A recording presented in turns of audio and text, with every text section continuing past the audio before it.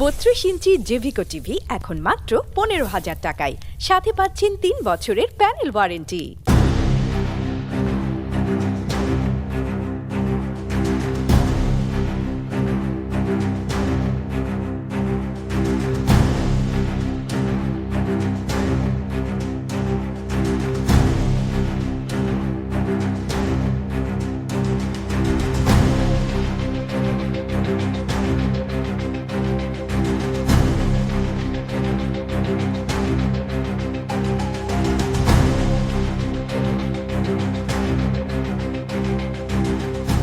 আসসালামু আলাইকুম।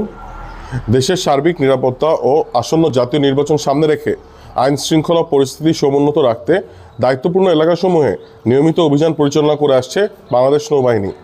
এরই ধারাবাহিকতায় গোয়েন্দা তথ্যের মাধ্যমে জানা যায় একাধিক মামলার ওয়ারেন্টভুক্ত আসামি শীর্ষ সন্ত্রাসী শামসুল হক ওরফে বদাফুলা একটি তরমুজ খেতে অবস্থান করছে। সংবাদ পেয়ে গতকাল রবিবার দিবাগত রাতে টেকনাফ উপজেলাস্থ নাজিরপাড়া এলাকায় বাংলাদেশ নৌবাহিনী কন্টিনজেন্ট টেকনাফ ও নৌবাহিনীর স্পেশাল ফোর্স সোয়ার্টস অভিযান পরিচালনা করে। এ সময় শীর্ষ সন্ত্রাসী শামসুল হক ওরফে বদাফুলা নৌবাহিনীর উপস্থিতি টের পেয়ে দৌড়ে পালানোর জন্য চেষ্টা করলে আভিযানিক দল তাকে ধরে ফেলে। পরবর্তীতে তরমুজ ক্ষেতের ছাপড়ি ঘরটি তল্লাশি করে দুটি বিদেশি পিস্তল, 3 রাউন্ড পিস্তলের তাজা গোলা, 2 রাউন্ড শটগানের তাজা গোলা ও একটি দেশীয় ধারালো অস্ত্র পাওয়া যায়।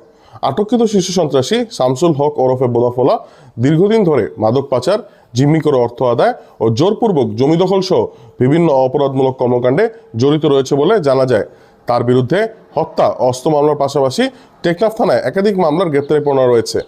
অস্ত্রসহ আটককৃত ব্যক্তিকে পরবর্তী আইনানুগ ব্যবস্থা গ্রহণের জন্য স্থানীয় থানায় হস্তান্তর করা হয়।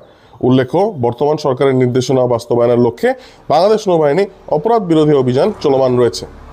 ধন্যবাদ।